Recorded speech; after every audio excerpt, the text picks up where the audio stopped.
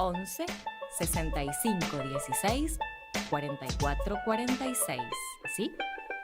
No le gustó. Yo le dije de a 2, pero... ¿Eh? ¿Va de nuevo? ¿O querés que lo digo de a 1? Ok. Mándanos un WhatsApp. 11 6516 4446. Ahora sí se dice Donald. Basta Usunandam. ¿Qué? Me perdí. Me dijiste, el otro lo dije al revés, ¿eh? Mándanos un WhatsApp. Mándanos Sarasa y Noticias. 11 6516 4446. Mándanos un WhatsApp. Manda un mensaje de WhatsApp al 11 3205 8813. Infosiberia. Las noticias en tu celular. Manda un mensaje de WhatsApp y recibilo gratis todas las mañanas. Infosiberia. Las noticias en tu celular. ¿Cómo puedo hacer para escuchar Radio Caput en el celular? Primero lo importante. Prenda el teléfono. Así puedo acercar a saludarlos y... Abra el Play Store de Google, tipee en el cuadro de búsqueda Radio Caput, Caput con C. No desesperes, es la única que hay. Toque el botón instalar y espere unos instantes. La aplicación de Radio Caput ha sido instalada exitosamente. Busque el icono en su celular. Los quiero mucho, los aprecio, los admiro mucho, lo que hacen, los felicito. Y podrá escuchar la única y irreemplazable programación de Radio Caput. Sería un placer para mí, realmente. Radio Caput. Radiocaput.com. Estás conectado. Estás en Caput.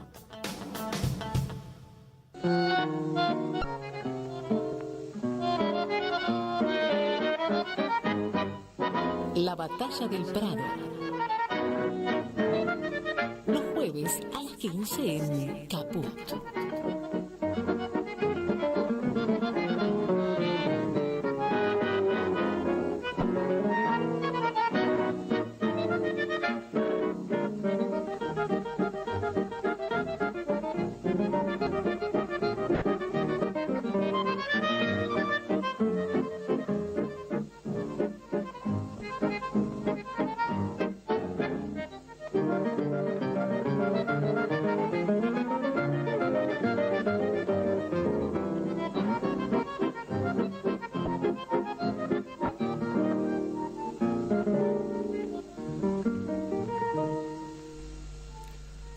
Nos estirábamos un poquito porque nos gusta tanto escuchar esta música, ¿no? Lo miro a Lucas Loza, nuestro operador de hoy, músico de corazón, músico de oído y de conocimiento. Digo, él nos comprenderá, querido oyente de Radio Caput, porque es el bandoneón de Aníbal Troilo, la guitarra de Roberto Grela y tocando Palomita Blanca, ¿no? Anselmo Ayeta, un vals maravilloso, lindo escucharlo. Hoy es 14 de marzo de 2024, un día ideal, por lo que ha llovido, esperemos que pare un poquito en la ciudad de Buenos Aires, ha llovido en muchas partes del país, fuerte, todos estos días, pero viene bien escuchar un poco de música que nos recuerde quiénes somos. Un músico posterior, el famoso Charly García, diría: por eso estamos aquí, tratando que se muevan esos pies, ¿no? Y a veces uno usando esta música, estos sonidos para replegarse sobre uno mismo, sobre la patria, sobre esto que somos y que a veces no sabemos muy bien qué somos, quiénes somos.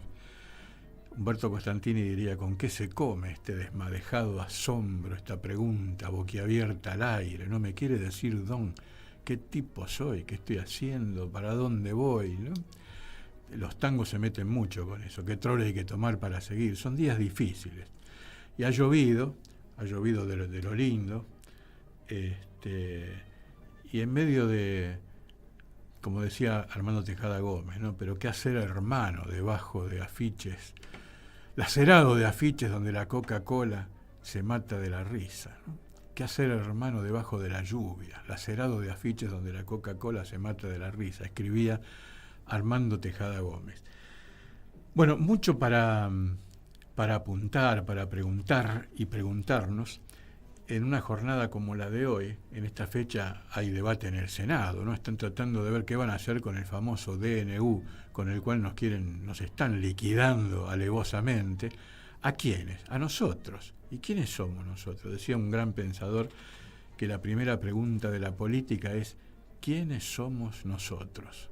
Si podés responder a eso, si pudiéramos responder a eso, estaríamos respondiendo a un montón de cosas y tal vez no tendríamos que estar haciendo preguntas sobre esto que nos está ocurriendo y que se está debatiendo en este momento en el Senado, cosa que provocó una ruptura, una grieta, un lío más entre la casta gobernante, ¿no? Ahí donde está este muchacho Niley y la chica esta Victoria Villarroel, ¿no? Que no se ponen de acuerdo en la forma más cruenta de ejecutar a los jubilados, entre otras víctimas elegidas, ¿no? como casta.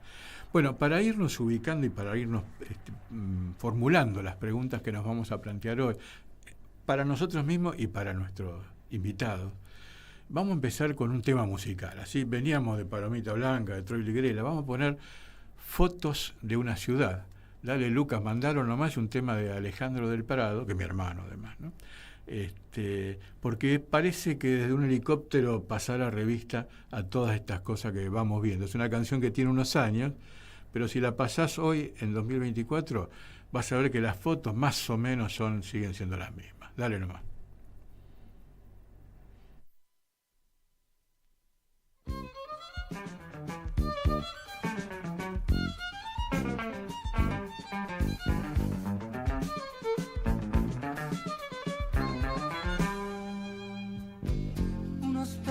Hambrientos sobre el basural, un fueguito calienta a alguien que no da más, un zapato, una lata, un gorrión, una rata, todos de una ciudad, fotos de una ciudad. Los camiones al alba rugiéndole al frío. En las casas las almas preparan el rito. Delantales, camperas, gorras y bolsitos. Fotos de una ciudad. Fotos de una ciudad.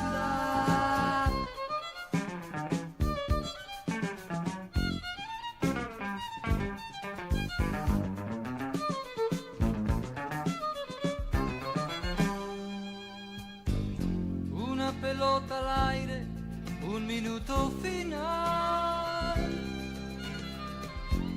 Corridas, avalanchas, fervor popular. Una pizza que gira en la mesa de un bar.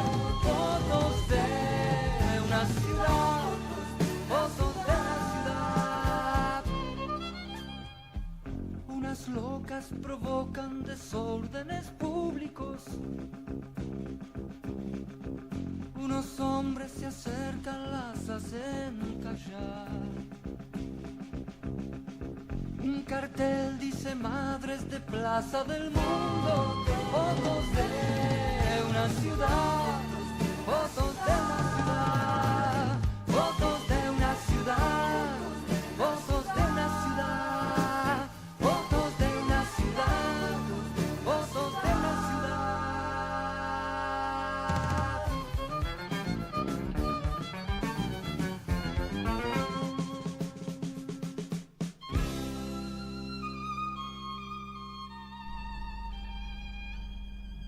Fotos de una ciudad, de y por Alejandro del Prado y su banda. Tiene unos cuantos años este tema, ¿no? Un cartel dice Madres de Plaza del Mundo. Bueno, como ves vos que estás encuadrándonos en YouTube, llegó nuestro invitado de hoy, que es Carlos Raimundi. Una figura, Carlos, que no hace falta presentarte. Es bueno eso, ¿eh? Bueno, mejor. ¿No es cierto? Mejor. Bueno, Además las presentaciones, viste, y los currículum y todo eso no sirven. Pero a veces hay que decirlo. A veces vos tenés que decir, porque alguno que nos esté mirando va a decir, pero yo estoy en otro tema, yo no sé, pero en esta radio, como es una radio muy politizada, Claro. ya Sí, como nos si conocemos. Vos agarrás el olé, no tenés que explicar lo que es el offside. Claro. Si decís de Micheli ya sabés quién es, ¿no? Sí, pero sí. si yo le digo a mi Yo tía, tengo que estoy explicar. particularmente contento, porque yo soy de Gimnasia. Ya lo sé. Yo lo había pensado. Entonces ayer esos últimos 10 minutos del partido de River con Estudiantes los disfruté mucho porque sinceramente con toda la amistad que tengo con la gente de Estudiantes, pero no quería que Estudiantes tenga una copa más. Claro, porque vos sos de La Plata, yo de Gimnasia. Anoche River le ganó un partido de una final importante a Estudiantes de La Plata. Pero hay un tema, vos fíjate que son estas cosas, como decía, de algún modo, con palabras más mejores, las decía Hegel, que vos tirás del piolín de la realidad de cualquier lado. Aristóteles lo vio esto. Que vos tirás del piolín de la realidad por cualquier lado y le entrás al conjunto de la realidad. Así es. Porque se vivió un fenómeno en ese partido, que es el diálogo entre el técnico de River, de Michelis, y la tribuna. ¿No? Es decir, es...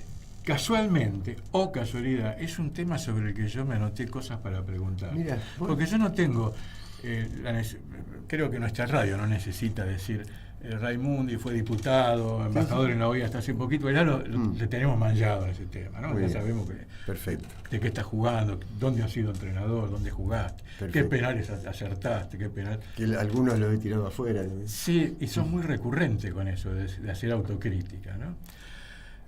Pero yo lo que sí me revisé con mucho interés en estos tiempos, desde que volviste de la OEA, fueron tus libros, ¿no? Que me agencié varios de tus libros, por lo menos los que me anoté. Así, no son tantos. Yo me anoté esto, mira, Debates para un tiempo argentino. Ah, sí. Que es del año 2010 y recopila artículos del diario publicados del diario que en aquel momento se llamaba Tiempo Argentino, que lo dirigía Roberto Caballero. Así es. Yo fui suscriptor de la primera hora y lo sigo leyendo los días domingos. Porque hay un problema con el diario de papel, que es el precio y el tiempo para leerlo. Punto y aparte, aportes a la nueva política argentina, donde hablas mucho de política exterior y de política internacional. Sí, un poco. Me acuerdo que ese libro se llamaba Punto y Aparte porque la Argentina tenía que cambiar, salir de la década menemista. Después creo que salió para peor, ¿no? Creo que salió para peor. Pero entonces no tenía que ser, tenía como una bajada ese título, que era ni punto y seguido, porque no había que seguir de la misma forma, ni punto final, que era una alusión a la claudicación de la ley de punto final, ¿no? Entonces se llamó Punto y Aparte, como diciendo, vamos a empezar una nueva etapa, pero no nos creamos que vamos a refundar nada, ¿no? Porque uno siempre tiene que construir sobre lo que ya está construido, con lo bueno y con lo malo. Hoy estoy terriblemente, yo soy futbolero, pero estoy terriblemente futbolero. Maradona diría, nos vamos a inventar el agujero del mate, tal cual. Nos vamos a inventar el agua caliente, ¿no? Maradona cuando murió era técnico de Gimnasia, era entrenador de Gimnasia. Lo cual es algo tan especial para indagar sobre simbólicamente qué es Gimnasia La Plata. Y es muy maradoniano. Claro. Maradona es muy tripero y Gimnasia es muy maradoniano. Hubo una simbiosis ahí que tiene que ver con la alegría y con la nostalgia al mismo tiempo, pero fundamentalmente con lo popular. Por eso Maradona era de Boca, pero también podía haber sido de Gimnasia tranquilamente. Yo nací en un barrio que se llama El Mondongo, imagínate. Claro. Se me cruza también Miguel Ignomirielo, que era un hombre muy ligado a eso. ¿Vive Miguel? Sí, tiene como sus 100 años, rozagante. Además una lucidez extraordinaria. Sí, soy amigo, lo tengo en un grupo de futboleros de La Plata, a don Miguel, que es un poco un puente entre Estudiantes y Gimnasia, ¿no? Porque Miguel es de los dos. Lo respetamos todos por igual. Un estadista superior. Totalmente, un sabio. Y me anoté, Carlos Raimundi, coparticipación hacia el nuevo contrato social, democracia, poder popular o corporaciones. ¿Sí? Has laburado, has producido. Sí, 6 libros. Y ahora vamos a presentar un 7º libro con la experiencia de la OEA. Ah, importantísimo, Sí. importantísimo. Creo que vamos a llegar para la Feria del Libro. Mira, a propósito de un reportaje que pesqué que te hizo Héctor Bernardo, de la Universidad Nacional de La Plata, donde vos sos docente, ¿correcto? Sí, vivo de eso. Bueno, yo lo que pesqué ahí, que me interesó mucho al pasar, fue que habías estado viviendo, ahí dije, pero estuvo viviendo, ¿no? Estuvo viviendo en Washington, ¿no? Instalado ahí, con lo cual tenés una manera de registrar cómo es eso. Sí, claro. Y ahí contaste, porque salió al pasar un viaje a China, y vos dijiste, estuve 3 veces en China, lo cual también me movió la curiosidad, ¿no? Como si te dijera, tenemos mucho para hablar de la Argentina, y de la coyuntura, y de hoy, de ahora, en este instante, estamos relojeando las cosas que ocurren en el Senado. Pero digo, vengamos desde allá, ¿cómo está el mundo? Vos que estuviste 3 veces en China y que viviste radicado ahí en Washington por tu tarea. Sí, y un poco presenciarlo y comprobarlo con la presencia, y otro poco por lo que uno estudia, ¿no? Porque estar 3 veces en China, que es tan inmenso, no implica conocer China. ¿Dónde estuviste y cuándo?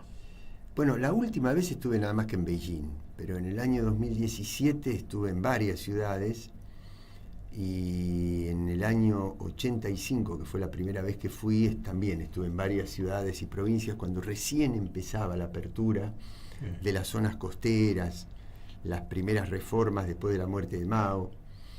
Eso fue al principio. Yo recuerdo que había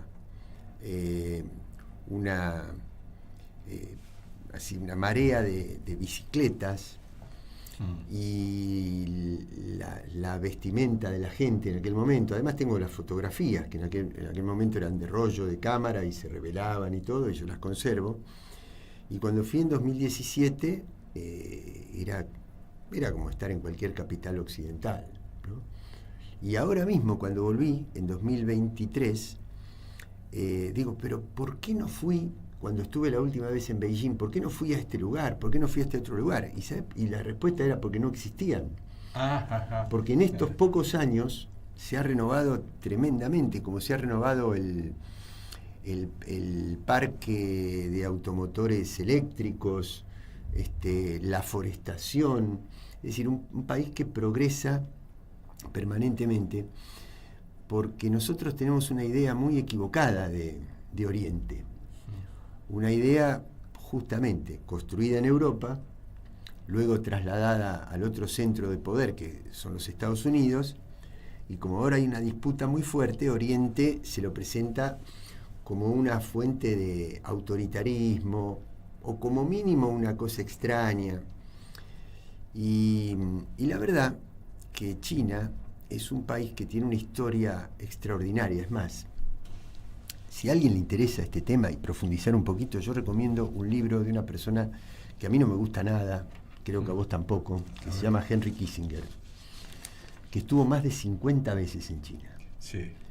Que fue el que restableció en el año 72 las relaciones entre Estados Unidos y China, promovió la reunión entre Mao Zedong, líder del comunismo chino, y Richard Nixon, que era el presidente de Estados Unidos en aquel momento. Pero él hace todo un recuento en un libro que debe tener 600 y pico de páginas, y China es una civilización extraordinaria, que vivió un siglo, el siglo XIX, desde mitad del siglo XIX hasta mitad del siglo XX, sometida, por eso ellos lo llaman el siglo de la humillación, hasta que se recuperan con la Revolución de Mao, 1949, y comienzan a industrializarse y a crecer.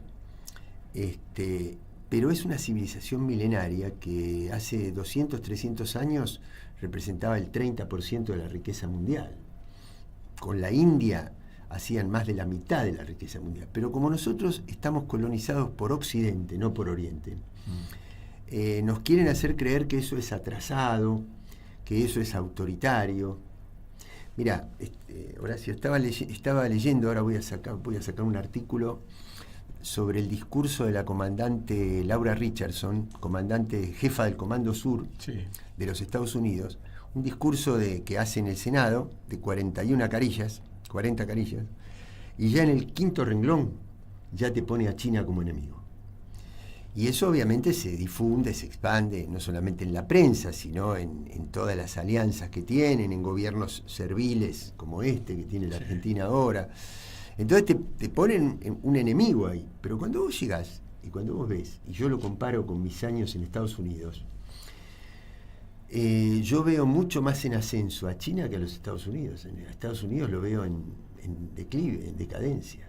¿Y en qué lo ves? Porque, por ejemplo, los 40 años esos de tu viaje primero a China y el segundo, más o menos 40 años, vos observás hasta en la forma de vestirse, hasta en los autos. Pero 500 millones de seres humanos, a ver, en 30 años, 35 años, más de 500 millones de seres humanos, serían una especie de 12 veces la Argentina.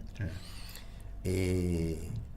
Salieron de la extrema pobreza, tienen su vivienda, su sistema de seguridad social, su educación. Ahora, con valores, cuando yo le decía esto a un miembro de mi familia política, donde recuerdo después del viaje anterior, que fue sobre fin de año, entonces después se celebró la Nochebuena, ¿no? Entonces yo le cuento todas las cosas asombrosas que te muestra China. Ahí había estado en varias ciudades, 8 o 10 ciudades. Y me dice, sí, pero no tienen la libertad de votar. Es que no les interesa. No es una demanda eso, es una demanda de Occidente, es una demanda del capitalismo. Ellos no. Votan su asamblea barrial, su cuadrícula, su jefe de barrio, su sindicato, pero no tienen un sistema de pluripartidos, pero porque es otra civilización, porque ahí estuvo Confucio, porque ahí estuvo Lao Tse, porque ahí hay una influencia del hinduismo, del budismo. Entonces, no queramos creer que nosotros, desde Occidente, un Occidente fracasado, un Occidente que está llegando a lo que está llevando a la Tierra al cataclismo climático, a la guerra nuclear, nosotros somos los que vamos a poner el modelo de cómo tiene que ser cada sistema social. No, cada pueblo construye, cada civilización construye su modelo social y ellos han construido el de ellos, no con nuestros valores, con otros. ¿Podríamos vivir allá? Y no, probablemente no, pero ellos han progresado de esa forma y nosotros tenemos que buscar la nuestra, con independencia. Bueno, y son 40 años entre ese primer viaje y esto. Y el segundo, sí. ¿Y con Estados Unidos, cuándo fuiste? ¿Lo viste primera vez? En el mismo viaje, porque fui a China creo que fue la primera vez que estaba en Estados Unidos. Sí, fui por el oeste de Estados Unidos, en San Francisco, Los Ángeles, y de ahí crucé el Pacífico para ir a China en aquel primer viaje. Así que, pero en Estados Unidos había estado más veces y ahora estuve viviendo. Y yo creo que hay una decadencia muy grande, que los Estados Unidos ya no son el Estados Unidos de la posguerra, el Estados Unidos del angloamericano típico, sino que hoy hay una sociedad fragmentada, una sociedad endeudada, donde los inmigrantes no la pasan bien, pero que además está tratando de mantener su nivel de vida, su nivel de consumo. Los Estados Unidos consumen entre el 27 y el 30% de la energía mundial diariamente. Bueno, eso implica invasiones, guerras, bases militares, saqueo de recursos, dominación. Mucha gente va a los Estados Unidos y queda admirada. Cuidado, hay razones para estar admirados: el sistema educativo, el sistema de salud, la infraestructura, no cabe duda, pero cuando uno le aplica a esa realidad pensamiento crítico, lo primero que se pregunta es quién lo paga, y lo paga nuestra pobreza. Esa riqueza la paga nuestra pobreza. Es decir, para que ellos puedan seguir siendo así de ricos, nosotros tenemos que seguir siendo así de pobres. Sí, vos decís cuando uno aplica pensamiento crítico, ¿no?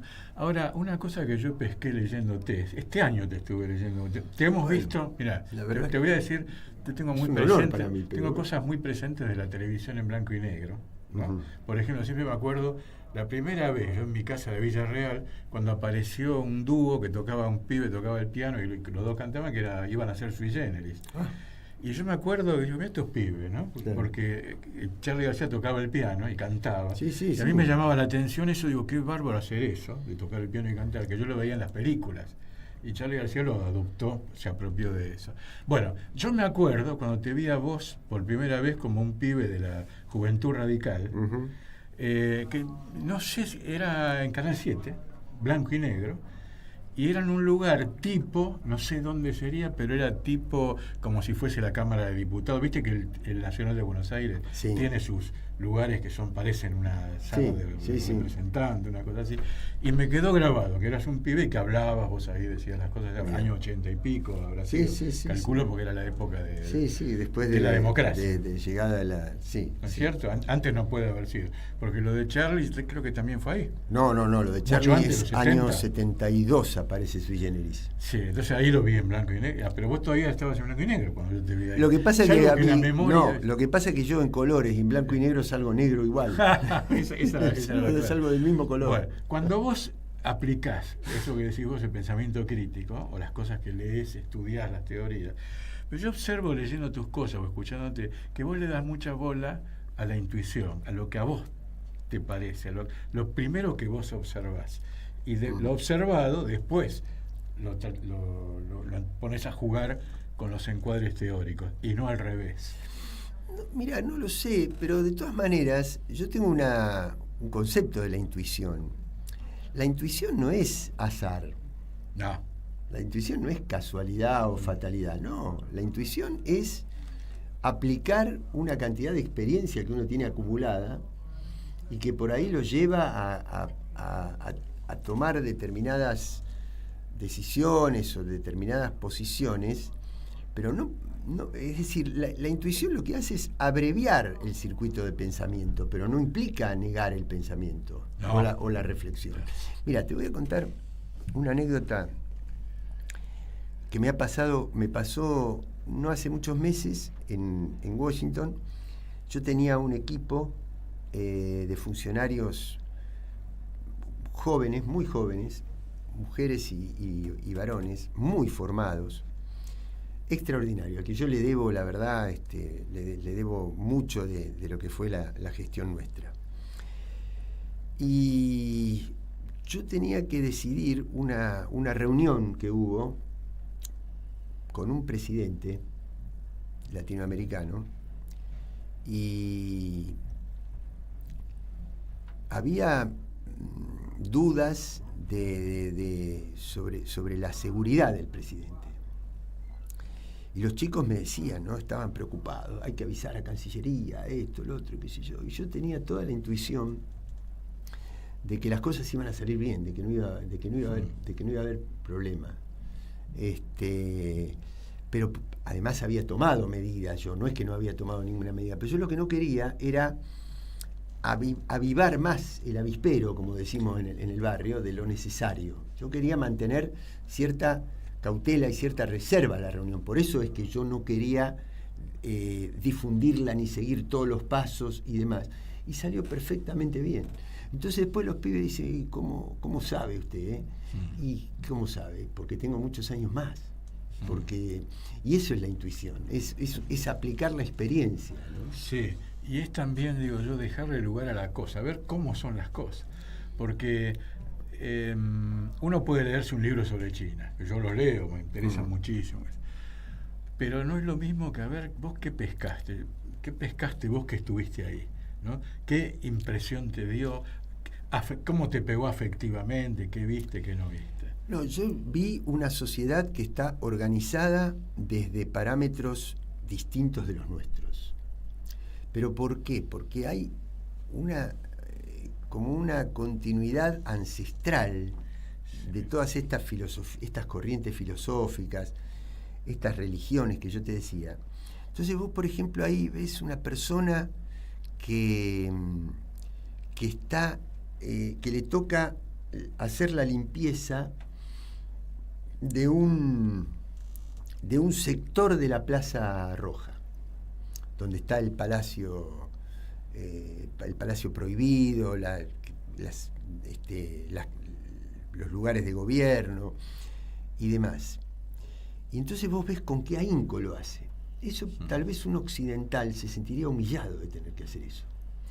Y una persona que viene de esa formación espiritual se siente orgullosa de hacer eso. Ahí tenés una de las cuestiones.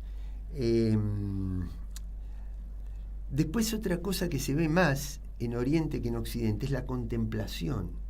Nosotros tenemos una flor, y toda la formación científica occidental de la modernidad cartesiana te lleva a diseccionarla, a observarla, a analizarla y a hacer todo un estudio químico y biológico de los componentes de la flor.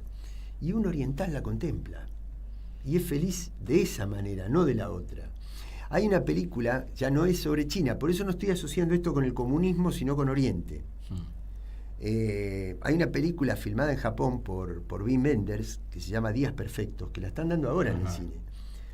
Es maravilloso. Es la vida de un tipo que limpia baños en Tokio. Y es maravillosa. Me recordás dos cosas antes que vayamos al corte que nos corresponde ahí ahora con Martín Loza, el otro músico de la familia operando. Una es en Conducción Política de Perón, cuando cita la famosa anécdota de Epaminondas, general griego que perdió una batalla. Entonces lo degradaron de general a barrendero. Dice, y nunca estuvo la ciudad más limpia que cuando Epaminondas fue el barrendero, ¿no? A propósito de la anécdota que vos contás. Y por la mención que hiciste de Kissinger, una cosa que me llamó la atención recientemente fue la última vez que Estados Unidos fue a camorrear con la cuestión de Taiwán, que mandaron a esa mujer que la sacaron, nula, no sé dónde. Que para apaciguar la tensión entre China y Estados Unidos, los chinos pidieron que fuera Kissinger. Y fue Kissinger el año pasado. Lo recibió Xi Jinping como un hombre de Estado. Un hombre de Estado de 100 años de edad. Y además Kissinger se opuso a la guerra de Ucrania. Él decía, no tratemos de sacarle Ucrania a Rusia, porque es un problema y vamos a obligar a que Rusia se sienta la necesidad de expandirse hacia Europa. Tengamos límites, construyamos un mundo balanceado, no queramos acaparar todo. Yo creo que en eso tenía razón. Estamos hablando de Kissinger, el que, por ejemplo, financió el golpe de Pinochet contra Salvador Allende, ¿no? No estamos hablando de un nene de pecho. No. Pero en estas cosas el tipo tenía una agudeza y una inteligencia superior hasta sus últimos días, ¿no? Es decir, el hecho de que uno esté en las antípodas de su pensamiento y que sea un hombre que es responsable de muchas muertes en el mundo no quita que uno no pueda valorar que era un tipo inteligente. Por eso él es el artífice de la restauración de relaciones entre Estados Unidos y China. ¿Por qué? Porque él sabía que con eso fracturaba el bloque socialista entre Mao y la Unión Soviética. Y decía, China en este momento no es un peligro, traigámosla de nuestro lado. Era un tipo con un pensamiento estratégico extraordinario. Sí, que dicen que yo lo asocio a la intuición, sigo con el caballito de la intuición. Es que la intuición es experiencia. Sí, y que leí eso, viste, cuando dicen en la universidad de Chinchunchun, no sé dónde, sacaron una estadística por la cual menos del 5% de la población nace con el don del pensamiento estratégico, ¿no? Que está muy asociado a esas cuestiones de ver y dejar que las cosas hablen, y no uno decirle a las cosas lo que tienen que ser, ¿no? Sí, los años te dan un poco, mira, cuando yo era más joven, era más impaciente y más intolerante. Inclusive cuando era joven nunca pensé que ser joven era ser mejor, ¿no? O que ser joven era ser portador de lo nuevo. No necesariamente. Vos tenés personas grandes que tienen una capacidad de adecuarse, de actualizarse y de mirar el futuro, quizá muy superior a la de muchos jóvenes. Pero esto lo decía, no ahora, que no tengo más remedio que aceptarlo, que tengo muchos años más, sino cuando era joven. Pero sí ahora soy mucho más tolerante y mucho más paciente. Entonces cuando vienen la gente joven que trabaja con uno y vienen y nos traen un problema con mucha ansiedad, urgencia para resolverlo, pues, vení, sentate, conversemos. Estoy igual de preocupado que vos, pero quédate tranquilo que esto se va a resolver, se va a acomodar, ¿no? Eso te lo dan un poco los años, esa mirada, ¿no? Martín Loza, hacemos el corte que nos corresponde a mediados del partido, y cuando volvamos le vamos a preguntar a Carlos Raimundi por algo que escribió hace muchos años, o sea que puede haber cambiado esto, pero vos escribías, y si alguna facilidad creo tener es tratar de pensar cómo llega la realidad política a un no militante, siendo vos un hombre de la política. Es decir, que es casi, te diría, vamos a preguntar, vos viste 40 años China, 40 años después, Estados Unidos hace 40 años después. Bueno, y nosotros, los tipos de la tribuna como yo, ¿qué tenemos en la cabeza? ¿Por dónde vamos? ¿Cómo dialogamos con los que mandan?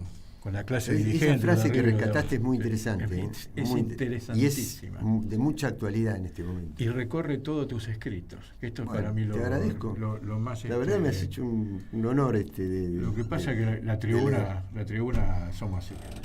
Dale, Martín. ¿Cómo puedo hacer para escuchar Radio Caput en el celular? Primero lo importante. Prenda el teléfono. Así me puedo acercar a saludarlos y... Abra el Play Store de Google, tipee en el cuadro de búsqueda Radio Caput, Caput con C. No desesperes, es la única que hay. Toque el botón instalar y espere unos instantes. La aplicación de Radio Caput ha sido instalada exitosamente. Busque el icono en su celular. Los quiero mucho, los aprecio y los admiro mucho, lo que hacen, los felicito. Y podrá escuchar la única y irreemplazable programación de Radio Caput. Sería un placer para mí, realmente. Radio Caput. Mandanos un WhatsApp. Mandanos Sarasa y Noticias. 11 65 16 44 46. Radiocaput.com. Mientras todos duermen, algo muy extraño ocurre en los laboratorios químicos RX. Seguinos en Twitter, @RadioCaput, o en Facebook, Radio Caput. ¿Querés arrancar la mañana bien informado? Infosiberia, las noticias en tu celular. Manda un mensaje de WhatsApp al 11 3205 8813 y recibilo gratis todas las mañanas.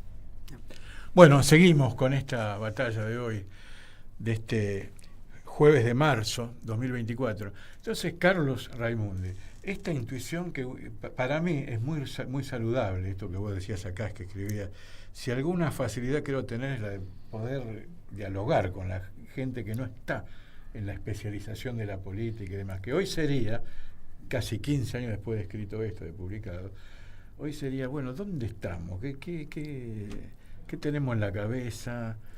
¿Por dónde va la cosa? Pero fundamentalmente no creer, o mejor dicho, estar seguros, estar convencidos de que la gente común, la gente que no está igual de informada que nosotros, igual de politizada que nosotros, que no todo el mundo, quizás sí debería estarlo, pero no todo el mundo está igual de comprometido con la realidad. Hay gente que vive su propia realidad. Su propia realidad quiere decir el mundo de su trabajo, de su familia, de sus problemas, de sus satisfacciones. Volviendo al fútbol, vos sabés que Gimnasia, que es un equipo tan popular, tiene muchas filiales en La Plata, ¿no? En La Plata y fuera de La Plata, Berizo, Ensenada y también en otras ciudades del interior. Y vos no sabés con qué ahínco la gente prepara las banderas, prepara las escarapelas con los colores del club, los fuegos artificiales, va a despedir a los... Esa gente no tiene nada que ver con la política, pero construye su felicidad de esa forma. Y la gente que lo hace a través del arte, de la artesanía, de la música, o la gente que lo hace a través de llegar a la casa cansada de trabajar y descansa un poquito haciendo algún plato de comida para la familia.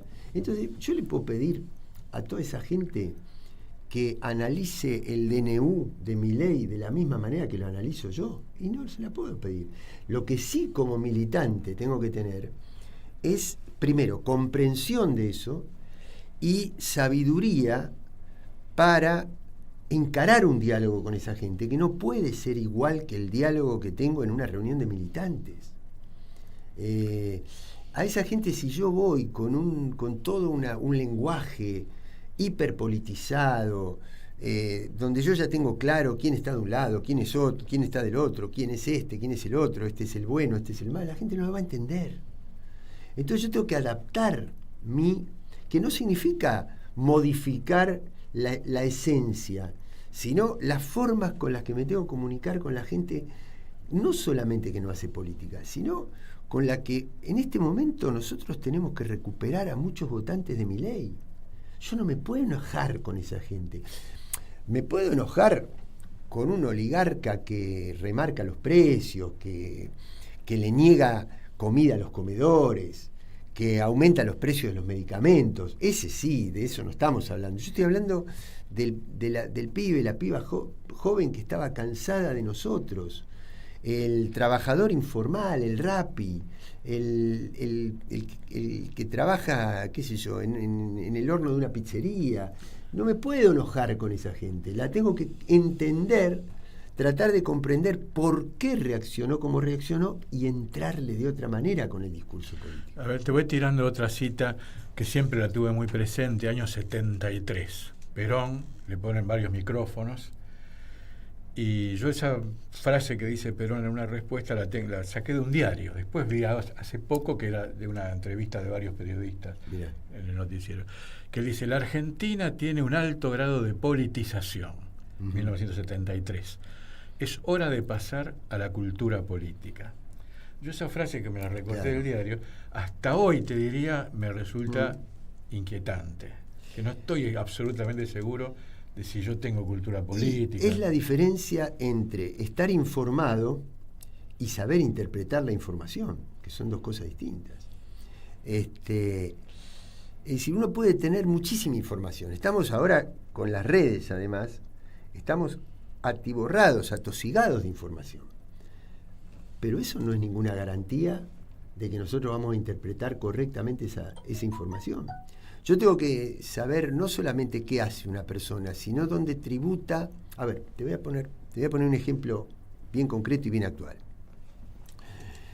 El otro día hay una carta de prácticamente todos los gobernadores del país en respaldo a la situación que está viviendo la provincia de Santa Fe. Yo creo que hay que poner mucha energía y mucha protección de la fuerza de seguridad, si fuera necesario, dentro de la ley, apoyo de fuerzas armadas dentro de lo que le permite la ley, que separa claramente la cuestión de la defensa de la cuestión de la seguridad. El problema no es ese, en eso podemos estar todos de acuerdo. El problema es a quién tributa. ¿Por qué yo no estoy de acuerdo con la política que lleva adelante este gobierno? Porque eso tributa políticamente a el espionaje de los Estados Unidos y al control del Comando Sur en la hidrovía, en la red troncal del río Paraná. Porque eso está a favor de... ¿a dónde va a parar toda esa energía? A la DEA. Y la DEA, en lugar de ser la manera de terminar con el narcotráfico, es la manera de sostener el narcotráfico para poder disciplinarnos económica y culturalmente. Entonces, vos podés tener una misma acción que tribute para la soberanía, para la dignidad nacional, o esa misma acción de las fuerzas de seguridad en el Rosario, en el Gran Rosario, que tributen para el contrabando y el control de la DEA. Entonces, una cosa es tener la información y otra cosa es interpretar correctamente la información, que yo supongo, yo conocía también esa frase de Perón, no tenía tan presente la de Epaminondas, pero esta sí, y yo la interpreto de esa forma. Una cosa es estar informado, estar politizado, y otra cosa es saber interpretar y convertir esa información política en una acción positiva, digamos. Otra cosa que pesqué con mucho interés, bueno, en la lectura de tus artículos, todos los que pude leer, de tus textos, yo observo siempre una cosa de autocrítica tuya Sí. y de mucha sinceridad. Esto te voy a decir en qué sentido. Vos, por ejemplo, en un reportaje que te hace Eve de Bonafini, que está reproducido en una de estas cosas, vos empezás las respuestas, la charla con Eve, en la radio de las madres, si no me equivoco, diciendo, sí, pero yo me equivoqué en tal cosa, o qué sé yo. Sí. Bueno, pero quiero decirte que hasta te diría un exceso de poner primero los penales que erraste antes que los que convertiste. Pero yo una cosa con la que me identifiqué, teniendo yo más años que vos, es a cuando vos decís, la elección, siendo un pibe, la elección del partido, en qué partido ibas a estar. Porque yo me acuerdo en mi generación, en la de los 70, cuando yo era un pibe y decía, ¿yo con quién tengo que estar? ¿Con el ERP o con los montoneros? Y era un tema de reflexión interior para mí, porque estos son mejores por tal cosa. Estaba fuera de discusión si la guerrilla era buena o era mala. Sí. Era el clima de época. Absolutamente. Y después, por supuesto, no estuve en ninguna de las dos como militante ni como afiliado. Luego he visto que ya de grande, vos ya has hecho un cuadro político, un funcionario, un diputado, vos también estás en esas cosas de decir, bueno, pero ¿en qué lugar tengo que estar?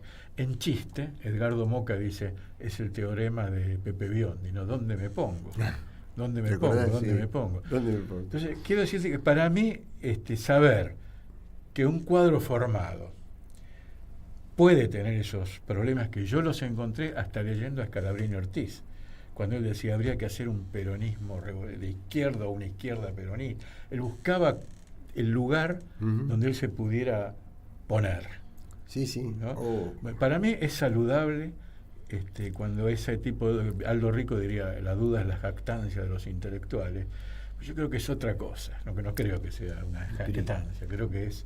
Y que cuando se comparte es bueno. ¿Sabes qué pasa? Que hay una falsa imagen de la política, que es creer que si uno haciendo política admite un error, es una señal de debilidad y le está dando de comer a su adversario. Sí.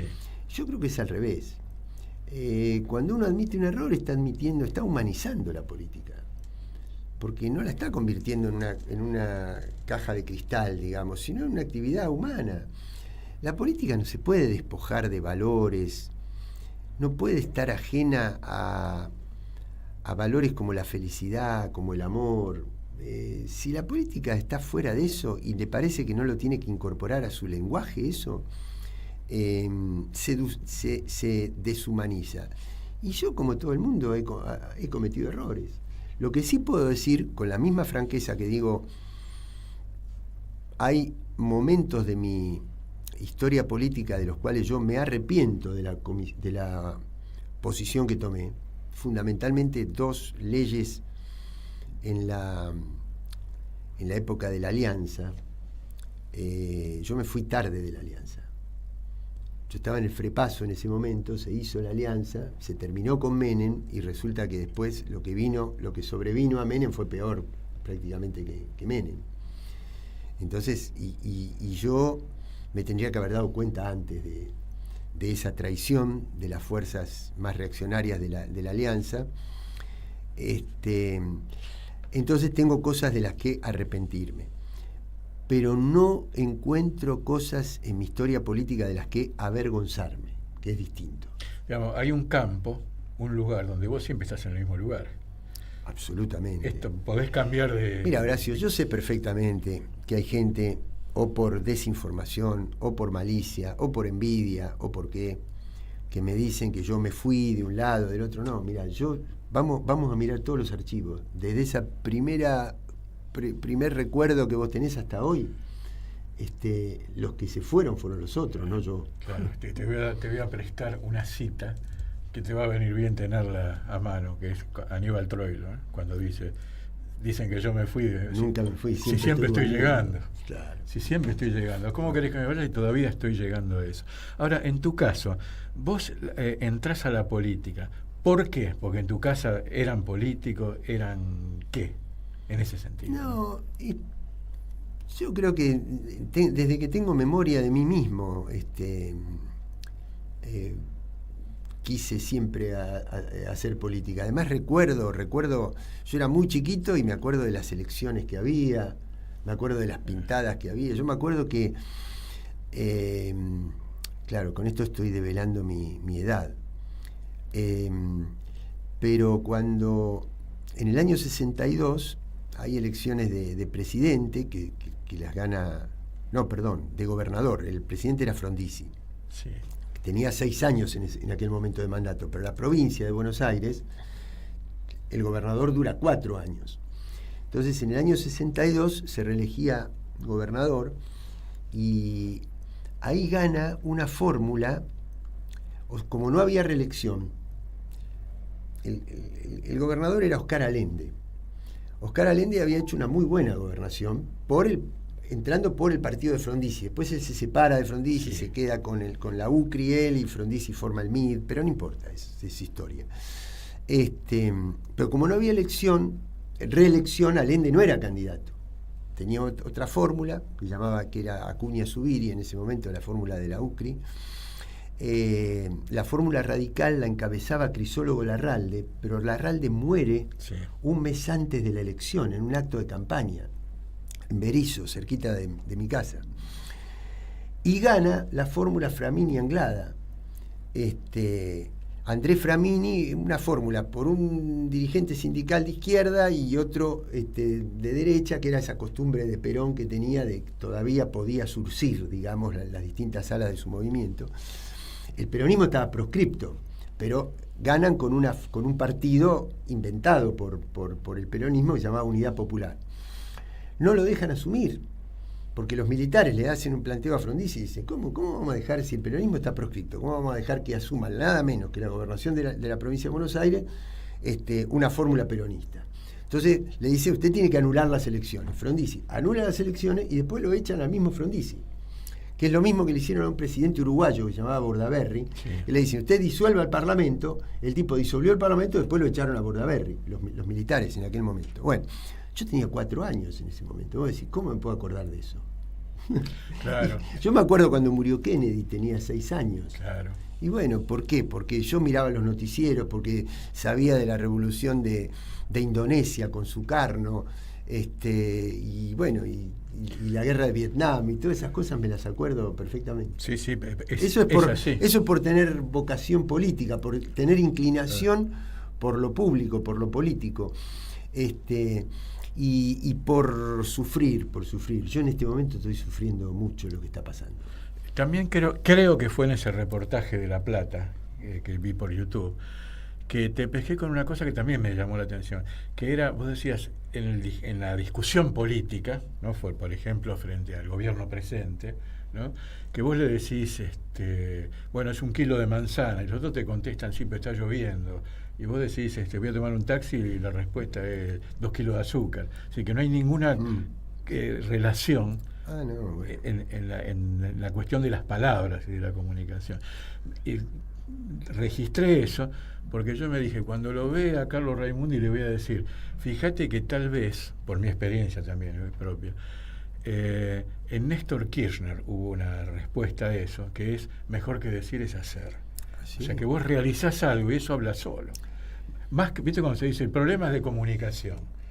Mirá, más o menos, porque si vos haces mejor comunicación que el hacer político. Totalmente. Bueno, si nosotros hubiéramos hecho un poquito mejor las cosas, tanta gente no hubiera votado a Milei. Ahora, Néstor tuvo una cosa extraordinaria, ¿no?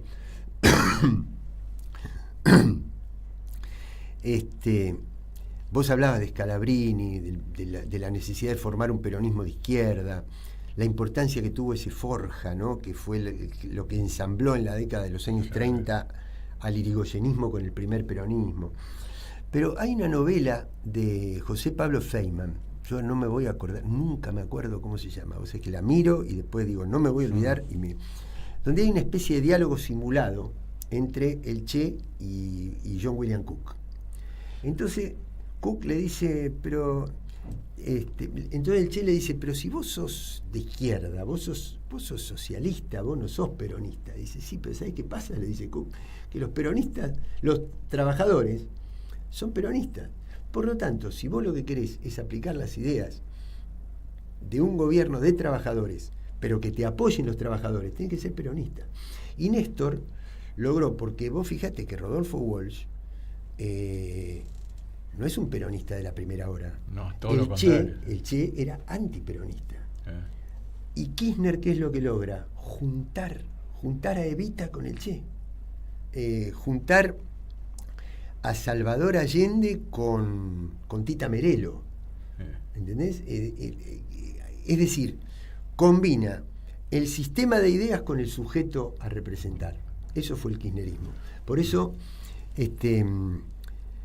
mi mamá me decía, nunca te vi tan cómodo en política. Yo estuve más cómodo con Néstor Kirchner que con Alfonsín. Estuve más cómodo, más, porque esa era la síntesis. Alfonsín no logró. Yo creí que la podía hacer. Cuando hablaba del gran movimiento, creí que podía captar y hacer una unidad con el peronismo. No la hizo. En cambio, Kirchner, con la transversalidad, genera esa sensación movimentista de unir a todos los sectores populares, ¿no? Que después lamentablemente quedó trunca. Nos va a quedar pendiente, Carlos, para alguna otra oportunidad, la cuestión del hacer, el hacer como comunicación. Siempre tengo presente en un libro del año pasado, que para mí fue un libro maravilloso, que fue el de Juan Manuel Abal Medina, Conocer a Perón. Sí, lo leí, me lo devoré. Te lo devoraste. Estaba en Washington, lo devoré. ¿No es cierto? Claro, sí. Claro. Eso de estar cerca de un tipo y poder contar cómo es la cosa, que es lo que uno tiene con tu presencia acá, que es, bueno, contame cómo es lo de la OEA, contame cómo es China, contame cómo es trabajar en tal cosa. Y cuando vos sos diputado, ¿cómo es? ¿Qué haces? ¿Vas ahí el primer día? ¿Cómo es? ¿No? Que son todas cosas que parecen de un mundo irreal para el que ve de la tribuna.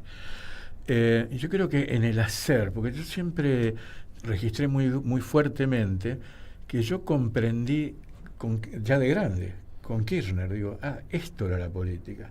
Cuando empecé a ver cómo incidía sin que yo tuviera conciencia sobre mi vida cotidiana. Y ahí dije, espera, entonces lo que estaba yo pensando que era política hasta acá, ¿qué era? ¿No? En el libro de Abal Medina, ¿te acordás que hay un artículo de Antonio Cafiero en los finales del libro, publicado en el diario de la Nación, donde a Perón le ponen bombas en Plaza de Mayo? No el bombardeo, sino bomba en el subte y todo. Y muere gente que está escuchando un discurso. Y que la gente dice, leña. Y él dice, bueno, empiecen ustedes. Y se corrige Perón. Y dice, no, a estos bandidos les tenemos que ganar. Hay que producir y producir. Que es la cosa de hablar menos y hacer más, ¿no? A mí me lo despertó mucho ese reportaje de La Plata, donde vos hablabas del problema de comunicación con lo contrario. Creo que en este momento tenemos que abrir mucho más las orejas que la boca. La política tiene que tener mucha humildad en este momento. Porque la política nuestra, de nuestro gobierno, nos llevó a esta derrota. Bueno, yo para que nos despidamos, Carlos, voy a releer esto que queda pendiente para la próxima que pueda venir. La verdad que fue maravillosa esta conversación. Mirá lo que dijiste vos acá, hablando de cosas maravillosas. Y si alguna facilidad creo tener, es tratar de pensar cómo llega la realidad política a un no militante. Es decir, esto último que acabas de decir vos, que es escuchar, ¿no? Bueno, pero ¿cómo hacemos, vos, ustedes, los que mandan, cómo hacemos para escuchar a la gente que no habla? Lo dejamos para la próxima. Y nos vamos, viene Larry Levy con su extraordinario programa de los jueves después que nosotros. Gracias Martín Loza, gracias Carlos Raimundo. Gracias Horacio. En Caput había un viejo. pasan cosas. Sí, dice así. Si uno tiene un amor, una muchacha, una cosa que le anda por la piel por todas partes, digamos Buenos Aires. Digamos un octubre, un poema, y pasa algo, ocurre que viene el mal, la peste, una desgracia, los cretinos mascadores de chicle, oleadores de todo lo que crece, un yanqui hijo de puta, los cretinos mascadores de chicle, para ser más precisos a matarlas, un yanqui hijo de puta. Entonces ya no se puede hablar así nomás, es necesario odiarlo, destruirlo, hay que pelear con rabia y encontrar la manera de acabarlo, salirles al encuentro como sea y además decir, como un rezo, casi obligatorio, yanqui hijo de puta, todos los días, y enseñárselo a los chicos. Radio. Radio Caput. Caput. Por amor a la vida, nada más, simplemente. Esas cosas. Norberto Galazo en Caput. ¿Querés arrancar la mañana bien informado? Infosiberia. Las noticias en tu celular. Mandá un mensaje de WhatsApp al 11 3205 8813 y recibilo gratis todas las mañanas. Infosiberia. Las noticias en tu celular. ¡Ah, sí! Si quieres ver un paraíso, solo mira a tu alrededor y velo. Radio Caput. Desde el lugar de las utopías. Soy muy tímida. Ok. Radio Caput. Radio Caput. Estás escuchando Caput. Radio Caput. Radio Caput. Te comunicas con nosotros al 11 65 16 44 46. Radio Caput. Y un recuerdo En Caput del Papa Francisco. pasan cosas. Querida Ana María, de modo especial rezo por las madres, rezo por vos, rezo porque son luchadoras. Estoy seguro que además del reconocimiento de la humanidad, Dios las tiene muy en su corazón, son luchadoras, Lucharon por la justicia y nos enseñaron el camino. Y me alegra que vos sigas estas huellas de tu madre, que la transmitas a los demás en tu audición radial.